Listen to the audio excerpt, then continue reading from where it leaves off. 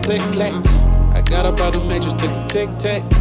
Cause I got God, they don't get that. Took me out of bondage and he did that. He took away my sin, he forget that. So say get behind me, get back. He thought he had my life, he can't have that. I walk around with a thought. Hey y'all, I'm back at it. I can't wait to see y'all again. It's probably been like 3 or 4 days, so I'm gonna pump these videos out. But I've probably read it like John chapter 12. Like this outside the stream, but we'll get back into it because I stopped at John verse 9. Hope y'all been having a blessed day. Y'all stay blessed. But after his brothers left for the festival, Jesus also went with them, though secretly staying out of the public view. The Jewish leaders tried to find him at the festival and kept asking if anyone had seen him. There was a lot of grumbling about him among the crowd. Some argued he is a good man, but others said nothing but a fraud who deceives the people. But no one had the courage to speak favorably about him in public, for they were afraid of getting in trouble with the Jewish leaders. Then midway through the festival, Jesus went up to the temple and began to teach. The people were surprised when they heard him. How does he know so much when he hasn't been trained, they asked. So Jesus told them, my message is not my own. It comes from the God who sent me. Anyone who wants to do the will of God will know whether my teaching is from God or is merely my own. Those who speak for themselves want glory only for themselves, but a person who seeks to honor the one who sent him speaks truth, not lies. Moses gave you law, but none of you obeys it.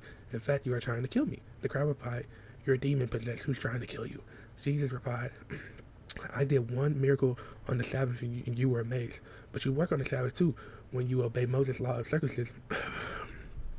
Actually, the tradition of the circumcision began with the patriarchs long before the law of Moses. For if the correct time for circumcision, your son falls on the Sabbath, you go ahead and do it. It's so as not to break the law of Moses. So why should you be angry with me for healing a man on the Sabbath? Look beneath the surface so you can judge correctly. Is Jesus the Messiah? Some of the people who lived in Jerusalem started to ask each other, isn't the man they are trying to kill, but he is here speaking in public? They say nothing to him. Could our leaders possibly believe that he is the Messiah? But how could he be? For we know where this man comes from. When the Messiah comes, he will simply appear. No one will know where he comes from. While Jesus was teaching in the temple, he called out, yes, you know me, and you know where I come from, but I'm not here on my own. The one who sent me is true, and you do not know him. But I know him because I come from him, and he sent me to you. Then the leaders tried to arrest him, but no one laid a hand on him, because his time had not yet to come. Many among the crowds at the temple believed in him. After all, they said, would you expect the Messiah to do miraculous signs than this man has done? To do more miraculous signs than this man has done. When the Pharisees heard the crowds were whispering such things, they and the leading priests sent temple guards to arrest Jesus. But Jesus told them, I will be with you only a little longer. Then I will return to the one who sent me. You will search for me, but not find me. You cannot go where I'm going. The Jewish leaders were puzzled by the statement. Where is he planning to go? They asked, is he thinking of leaving the country and going to the Jews in other lands? Maybe he will teach the Greeks. What does he mean when he says you will search for me and not find me? You cannot go where I am going. Jesus promises living water. On the last day, the climax of the festival, Jesus stood and shouted to the crowds, anyone who is thirsty may come to me. Anyone who believes in me, come and drink, for the scriptures declare rivers of living water will flow from his heart. When he said living water, he was speaking of the Spirit who he had given to everyone believing in him. But the Spirit had not yet been given, because Jesus had not entered into his glory. When the crowds heard him say this, some of them declared, surely this man is the prophet we have been expecting. Others said he is the Messiah. Still others said, but he cannot be. Will the Messiah come from Galilee? For the scriptures clearly say that the Messiah will be born in the royal line of David in Bethlehem, the village where David was born. So the crowd was divided about him. Some even wanted him arrested, but none laid a hand on him. When the temple guards returned without having arrested Jesus, the priests and Pharisees demanded, why did you bring him in? We have never heard anyone speak like this. The guards responded, have you been led astray too? The Pharisees mocked, is there a single one of us rulers or Pharisees who believe him? The foolish crowds follow him, but they are ignorant of the law. God's curse is on them. Then Nicodemus, the leader who had met with Jesus earlier, spoke up. Is it legal to convict a man before he is given a hearing? He asked. Then they replied, are you from Galilee too? Search the scriptures and see for yourself. No prophet ever comes from Galilee. And then the meeting broke up and everybody went home.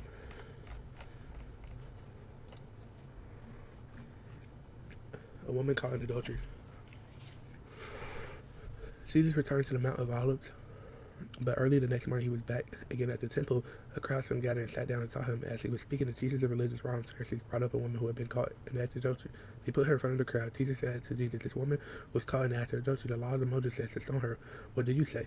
They were trying to trap him into saying something that they could use against him, but Jesus stooped down and wrote in the dust with his finger and kept demanding an answer. So he stood up again and said, all right, but let the one who has never sinned throw the first stone. Then he stooped down again and wrote it in the dust When the accusers heard this, they slipped away one by one, beginning with the oldest until only Jesus was left in the middle of the crowd with the woman. Then Jesus stood up again and said to the woman, "Where are your accusers? Didn't even one of them condemn you?" "No, Lord," she said. And Jesus said, "Neither do I. Go and sin no more." Jesus spoke to the people once more and said, "I am the light of the world. If you follow me, you won't have to walk in darkness, because you will have the light that leads to life." The Pharisees replied, "You are making those claims about yourself. Such testimony is not valid." Jesus told them, "These claims are valid even though I make them about myself, for I know where I came from and where I'm going. But you don't know this about me. You judge me by human standards, but I do not judge anyone. And if I did, my judgment would be correct in every respect, because I am not alone. The Father who sent me is with me.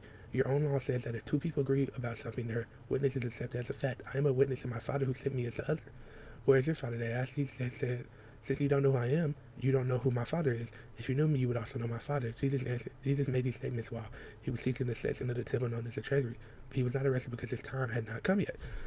The unbelieving people warned. Later Jesus said to them, "I am going away. You will serve me, but you will die in your sin. You cannot come where I'm going." The people asked, "Is he planning to commit suicide? What does he mean? You cannot come where I'm going?" Jesus continued, "You are from below, I am from above. You belong to this world, I do not. This is why I said you will die in your sins, for unless you believe that I am who I claim to be, you will die in your sins." "Who are you?" they demanded. Jesus replied, "The one I have always claimed to be. I have so much to say about you and much to condemn, but I won't, for I only say what I have heard from the one who sent me. He is completely truthful." But they still did not understand what he is talking about, what he was talking about, his Father. So Jesus said, "When you have lifted up the Son of Man on the cross, then you understand that I am he. I do nothing of my own, but say only what the Father has taught me. And the one who has sent me is with me and has not deserted me, for I always do what pleases him." Then many who heard him say these things believed him, Jesus and Abraham. And Jesus said to the people who believed him, "You are truly my disciples. If you remain faithful to my teachings, you will know the truth, and the truth will set you free." "But we are descendants of Abraham," they said. "We have never been slaves to anyone." "What do you mean? You will be set free?" Jesus replied, "I tell you the truth. Everyone who sins is a slave of sin. A slave is not a permanent member of the family, but a son is a part of the family forever. So if the Son sets you free, you are truly free. Yes, I realize that you are descendants of Abraham, and yet some of you are trying to kill me because there's no room in your hearts for my message. I'm telling you what I saw when I was with the Father, but you are following the advice of your father." "Father's Abraham," declared. "No," Jesus replied, "for if you were really the children of Abraham, you would follow his example instead of trying to kill me because I told you the truth, which I heard from God. Abraham never did such a thing. You're imitating your real father." They replied, We are legitimate children. God himself is our true Father." No. Jesus told them, "If God were your true Father, you would love me because I have come to you from God. I am not here on my own, but he has sent me. Why can you not understand what I'm saying? It is because you cannot even hear me, for you are the children of your father, the devil, and you love to do evil things he does. He was a murderer from the beginning. He always has hated the truth because there is no truth in him. When he lies, it is consistent with his character, for he is such a liar and the father of lies. So when I tell you the truth, you are naturally don't believe me. Which of you can truthfully accuse me of sin? And since I am telling you the truth, why don't you believe me? Anyone who belongs to God listens gladly to the words of God, but you don't listen because you do not belong to God." The people retorted, "You Samaritan devil, didn't we say all along that you were possessed by a demon?" "No," Jesus said, "I have no demon in me, for I honor my Father and you dishonor me. And no, I have no wish to glorify myself. God is going to glorify me. He is the true judge. I tell you the truth, anyone who obeys my teaching will never die." The people said, "Now we know you are possessed by a demon. Even Abraham the prophet died, but anyone who obeys my teaching will never die. Are you greater than our father Abraham? He died, and so did the prophets. Who do you think you are?" Jesus answered, If I want glory for myself, it doesn't count. But if my Father who will glorify me, you say he is our God, but you don't even know him. I know him, and if I say otherwise, I would be as great a liar as you. But I do know him and obey him. Your father Abraham rejoiced as he looked forward to my coming and saw it and was glad. The people say, "You already been 50 years old. How can you say you have seen Abraham?" Jesus answered, "I tell you the truth, before Abraham was even born, I am." At that point, they picked up the stones to throw at him, but Jesus was hidden from them and left the temple. They're trying to kill my God. They're trying to kill the one that brought it on me. Jesus is a blind man. Oh, Jesus is a man born blind. As Jesus was walking along, he saw a man who had been blind from birth. Rabbi, his disciples asked him, "Why was this man born blind? Was it because of his sins or his parents' sins? It was not because of his sins or his parents' sins. Jesus answered, this happened so the power of God could be seen in him. We must quickly carry out these tasks assigned by us to the one who sent us.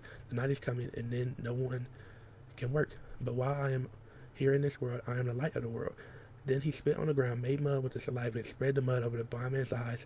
He told him, go wash yourself in the pool of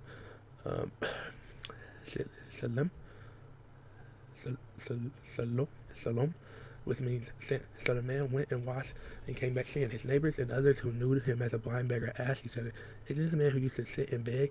Some said he was, and others said, no, he just looks like him. But the beggar said, yes, I am the same one. They asked, who healed you? What happened? He told them, the man they called Jesus made mud and spread it over my eyes and told me, go to the pool of Siloam and wash yourself. So I went and washed, and now I can see. Where's he now? They asked. I don't know, he replied. Then they took the man who had been blind to the Pharisees, because it was on the Sabbath day that Jesus had made the mud and healed him. The Pharisees asked the man all about it, so he told them he put the mud over his eyes, and when I washed it away, I could see. Some of the Pharisees said, this man Jesus is not from God. He is working on the Sabbath day. Others said, but how can an ordinary sinner do such miraculous things? So there was a deep division of opinion among them. But then the Pharisees again questioned the man who had been blind and demanded, what's your opinion about the man who healed you? The man replied, I think he must be a prophet. The Jewish leaders still refused to believe this man had been blind and could now see. So they called and his parents. They asked him, is this your son? Was he born blind? If so, how can he see? His parents replied, we know this is our son and that he was born blind, but we don't know how can he see or who healed him. Ask him how he is old enough to speak for himself. His parents said this because they were afraid of the Jewish leaders who had announced that anyone saying that Jesus was the Messiah would be expelled from the synagogue. That's why they say he is old enough. Ask him. So for the second time, they called in a man who had been blind and told him, God should get the glory for this, because we know this man, Jesus, is a sinner. I don't know whether he's a sinner, the man replied, but I know this. I was blind and now I can see. But what he did, though, they asked, how did he heal you? Look, this man exclaimed, I told you once, don't you listen? What do you want to hear it again? Do you want to become his disciples too? Then they cursed him and said, you are his disciple, but we are disciples of Moses. We know God spoke to Moses, but we don't even know where this man comes from. Why? That's very strange. The man replied, he healed my eyes, and yet you don't know where he comes from. We know that God doesn't let sinners. You know that God doesn't listen to sinners, but he is ready to hear those who worship him and do his will. Ever since the world began, no one has been able to open the eyes of someone who was born blind. If this man were not from God, he couldn't have done it. You were born a total sinner. They answered, are you trying to teach us? And they threw him out of the synagogue, spiritual blindness. When Jesus heard what had happened, he found a man and asked, do you believe in me, son? The man answered, who is he, sir? I want to believe in him. You have seen him, Jesus said, and he is speaking to you. Yes, Lord, I believe, the man said, and worshiped Jesus. Then Jesus told him, I entered into this world to render judgment, to give sight to the blind, and to show those who think they see that they are blind. Some Pharisees who were standing nearby heard and asked him, are you saying we're blind? If you were blind, you wouldn't be guilty, Jesus replied, but you remain guilty because you claim you can see. Whew.